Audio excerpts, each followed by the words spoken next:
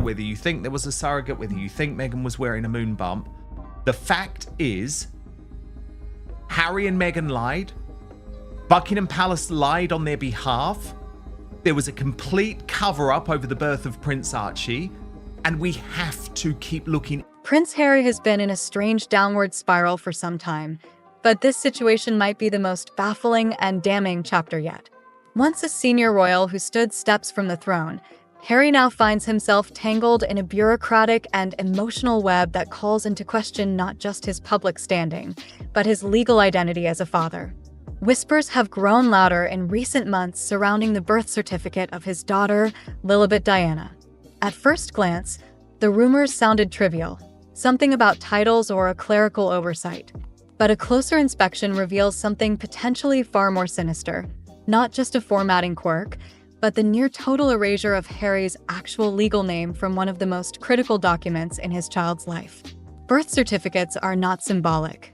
They are the bedrock of legal identity. Organically, I'm assuming, because it really did just go, it bounced off the walls.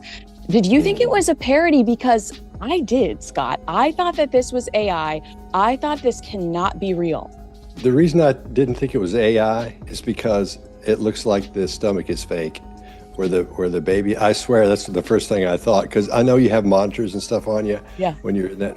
The foundation for everything from citizenship and travel to custody and inheritance. And yet, on Lilibet's certificate, instead of listing Prince Harry's full legal name, Henry Charles Albert David Mountbatten Windsor, the document reportedly identifies him in a highly irregular fashion, Duke of Sussex as his first name and His Royal Highness as his surname. That's not just unconventional. It's functionally meaningless in a legal system. Titles, while ceremonially recognized, hold no place as substitutes for an individual's true legal name. You can't walk into a government office, hand over a form bearing His Royal Highness, and expect it to be processed like a legitimate ID. It's the kind of thing that would be immediately flagged, if not outright rejected, in any country that requires formal documentation, especially one as stringent as the United Kingdom. This isn't the sort of mistake a tired hospital clerk makes after a long shift. It has the unmistakable look of intent, deliberate, quiet, and sharp-edged. And the implications run deep. When a father's name doesn't appear correctly, or at all, on his child's official paperwork, it raises red flags not just about paternity, but about rights, responsibilities, and access. In Harry's case, it looks less like a clerical error and more like a strategic play. One that, some speculate, bears the signature of Meghan Markle's long game, an actress turned royal turned legal tactician who understands both optics and documentation with a kind of calculating precision. For Meghan, it may have been just one more chess move in a broader campaign to consolidate control over her children's legal footprint. Born by Meghan Markle, it has to be Prince Harry's child. They can't use a surrogate. And so people are saying, we deserve to know if these children are in the line of succession. While the public debates whether she should be called a duchess or just Meghan, she appears to have executed a move with real-world implications, one that subtly strips Harry of legal presence while preserving just enough ambiguity to avoid outright scandal. The optics are brilliant, if not brutal, while the world sees Duke of Sussex and assumes all is well. Behind the curtain, the legal system sees nothing. No formal identity, no legal father, no traceable anchor in the paperwork that governs everything from school enrollment to passport issuance. If true, this isn't just a paperwork problem, it's a warning shot. A quiet rewriting of the story, one document at a time. And in that story, Prince Harry, once born into power, now risks becoming legally invisible to his own children. While the public and press continue to fixate on surface-level drama, debating whether Harry and Meghan should still be using the HRH styling or whether their children should carry titles like Prince or Princess, few have grasped the gravity of what was actually missing from Lilibet Diana's birth certificate. This wasn't merely a symbolic snub or a provocative gesture meant to stir the pot of royal tradition.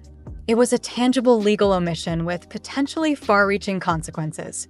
Titles in the United Kingdom, while ceremonially acknowledged and socially significant, are not substitutes for legal identity. A document may refer to someone as the Duke of Sussex in a descriptive capacity, but that label must exist alongside the individual's actual name. It was something that's old, and a couple of years, I guess, or however old it is. and that it was just a bad decision is what it hit me when I saw this. I was just a bad decision a couple of years ago. Well, this will, to either one of you, please. Henry Charles Albert David. Without that legal name, the person being referenced may as well not exist in the eyes of the law. The omission is especially startling when you consider what the birth certificate is meant to do. It's not a PR tool or a glossy press release. It's a foundational document that locks into systems of citizenship, parental rights, inheritance, and identity verification. Removing or omitting a parent's legal name from such a record isn't just unconventional. It's a direct disruption to how custody rights are established, how passports are granted, how legal protections are enforced. And in Harry's case, this omission becomes even more suspect given the intensely scrutinized nature of his family and the high-profile status of both parents. This wasn't a matter of anonymity or privacy.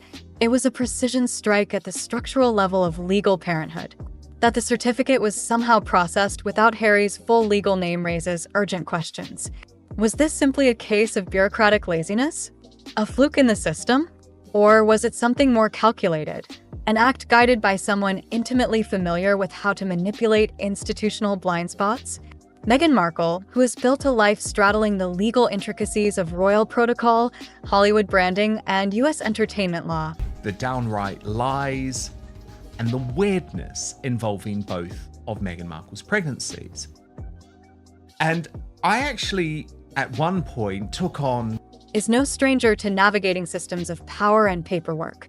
As someone who understands the nuances of how titles, trademarks, and legal documentation intersect, she would be acutely aware of what it means to submit a certificate without a legal paternal identity.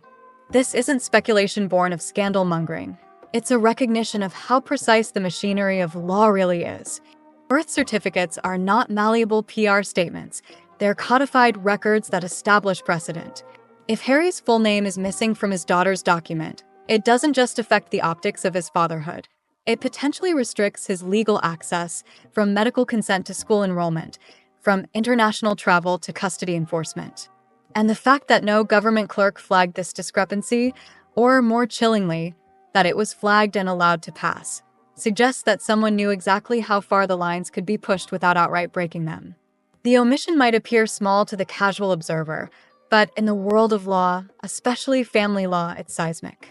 Without Harry's full legal name on Lilibet's birth certificate, the consequences didn't stay confined to the filing cabinet. They rippled outward, undermining the very mechanisms that define parenthood in the eyes of the state. Foundational documents like passports, custody forms, and legal declarations rely on verified identity. Video when Meghan was apparently in hospital in labor with Lily. Because in Camilla Tominay's article, her analysis of this, she didn't even for a single... If the legal father's name is absent or improperly listed, entire processes can grind to a halt. And that's exactly what appeared to happen. When Harry attempted to obtain British passports for both of his children, routine paperwork for any citizen, royal or not, he was met not with smooth processing, but with silence, roadblocks, and months of unexplained delays. Officials offered vague explanations, brushing off the holdup as technical issues, but those close to the situation said Harry wasn't buying it. He reportedly sensed something deeper was at play, something deliberate, perhaps even obstructive. Behind closed doors, it became clear that the absence of his proper legal identity had real-world consequences. Government systems don't run on titles like Duke of Sussex or His Royal Highness. They run on names, dates, legal verification. And when those don't align, the system doesn't bend. It locks up. And the reason that it's important to royal watchers is because for their children to be in the line of succession, they have to be born by Meghan Markle. It has to be Prince Harry's child.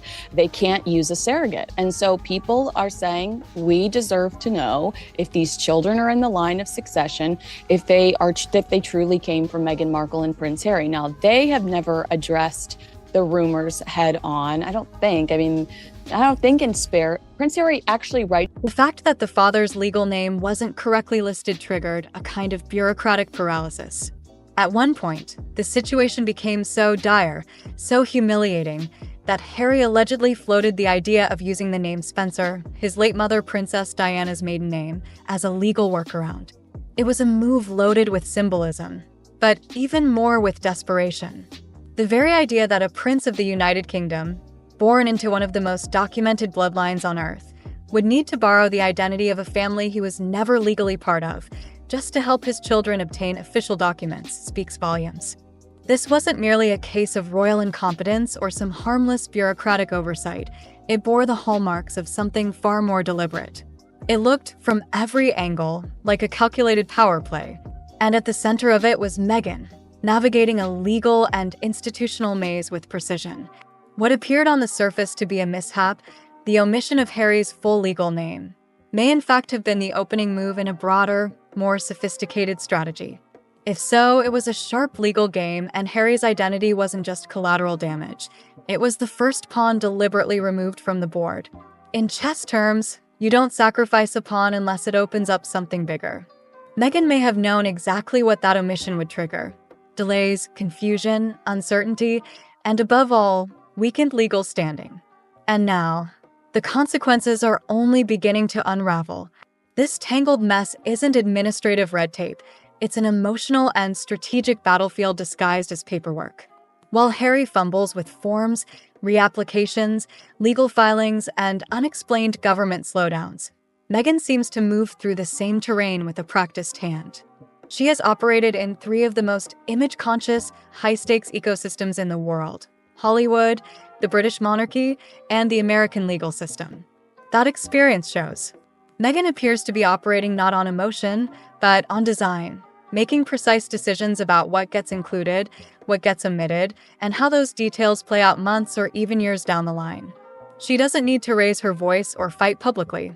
Her power comes through the quiet mastery of systems that most people don't even think about, systems that govern identity, parenthood, and legal jurisdiction. And in those systems, knowledge is power. Meghan seems to know which strings, when pulled, can delay a passport, which omission on a form can complicate custody. If you're a journalist, at the very least, you've got to ask questions about this. And she came back with a very snippy response, as if I was some type of conspiracy theorist and, us people who are in the... Which title can be used symbolically, and which name has to appear legally for a father to have rights. She also seems to know which strings to cut, leaving Harry unmoored, disconnected from the institutions that once defined him. Stripped of his titles, adrift from the palace, and now facing ambiguity over his role as a legal father, Harry isn't just dealing with personal heartbreak. He's fighting a shadow war on paper, one where Meghan controls the rules, the timing, and the outcome. Each delay, each missing signature, each bureaucratic hurdle isn't just an inconvenience, it's a move. A move in a high-level, deeply personal game where Harry is being outmaneuvered at every turn. The passport delays, officially chalked up to technical issues, reveal a deeper issue. You can't just insert a royal title where a legal name is required and expect the system to function. British passport applications demand verified birth certificates. If Harry's real name didn't appear on Lilibet's certificate, that alone could halt everything. No wonder the situation escalated to legal threats and emergency processing attempts. Making things even messier, Harry reportedly insisted the children's documents include royal titles like HRH, even though the royal family had made it clear he and Meghan shouldn't be using them in public or commercial ventures. That move alone may have further slowed the process. Desperate, Harry reportedly threatened to request all internal government data related to the delays, signaling that he didn't just suspect foul play. He wanted proof. That's not the behavior of someone merely frustrated. It's the behavior of someone who believes he's been deliberately undermined. Meghan, in contrast, seems not only to be steering the ship, she may have designed the course from the start. Then there's the issue of re-registration. Legally, if a birth certificate lacks the father's proper name, it can't simply be ignored. The document must be resubmitted, supported by evidence and mutual consent, to officially amend it. While public attention focused on whether Meghan uses HRH on business cards, Harry was reportedly scrambling behind the scenes just to have his name properly attached to his daughter's legal identity. It gets darker when you consider international travel. If Harry ever wanted to take the children to the UK without Meghan, he would legally need her written permission. If she refused, there's nothing he could do. He'd be trapped, a prince who can't board a plane with his own children unless Meghan, the one holding the paperwork, allows it. That kind of power imbalance is hard to ignore. Meghan, whether by intent or design, has placed herself in a position of ultimate control. She holds the keys to the children, to their documents, and possibly to Harry's last remaining ties to the royal world he still seems to cling to. Harry might still wear a royal title, but the power it once signified has slipped through his fingers. He's gone from standing near the throne to being boxed in by the very life he helped create. Legal documents, travel permissions, and even his parental rights are now tangled in red tape. And these complications aren't just coming from the monarchy. He ever addresses the rumors of whether Archie and Lily were born, came from Meghan Markle's womb. But it is something that I have always tried to be like, I don't want to talk about this. I look at Meghan Markle in that Oprah interview. I see a heavily pregnant and slightly angry woman. They're also emerging from within his own household. The birth certificate issue, far from being a simple formatting error, may have quietly set a precedent that weakens his legal standing going forward. When your name is absent from a document as foundational as a birth certificate, it begins to write you out of the legal narrative. Whether Meghan orchestrated this outcome on purpose or not, the result is the same. Harry's role as a legal parent is blurred, if not erased. That has serious implications, especially in custody battles, international legal disputes, or future separations. Courts and consulates don't care about royal bloodlines. They care about legal names and verified status. If Harry ever ends up in a legal dispute with Meghan, he'll be fighting from a position of weakness. But the loss isn't only legal, it's symbolic. Harry may still walk around with a royal title, but when it comes to the documents that determine parental rights, inheritance, and travel, he's becoming a ghost. Meghan, meanwhile, has created a new power structure, one that doesn't depend on Buckingham Palace, but is built on strategy, legal control, and a savvy understanding of public optics. The media plays into this dynamic, constantly circling debates about royal titles in business and branding. But few are asking the deeper questions. How did a birth certificate get processed without a father's real name? How did Harry end up having to threaten legal action just to get basic documents for his own kids? It all feels like a distraction from the real shift in power, one that's happening quietly, through paperwork and positioning. If Meghan wanted to push things further, she could potentially prevent Harry from leaving the country with their children entirely. Custody laws in the US tend to favor the primary caregiver, and Harry could find himself fighting an uphill battle every time he sets foot in a courtroom or a consulate. The same question will follow him. Where is your legal standing? And don't forget the implications of a re-registration. If it happened, it quietly acknowledged that the original birth certificate had a problem, one big enough that it had to be corrected. But by then, the damage was done. Trust was shaken. Delays had already kicked in. And the real story began to emerge. This was never just about documents. It was about how a prince can be turned into a bystander in his own life. How a man who once stood on the world stage now struggles just to have his name appear on a form. Because in the end, true power doesn't always wear a crown. Sometimes it wears a smile, signs a form, and knows exactly which names to leave off.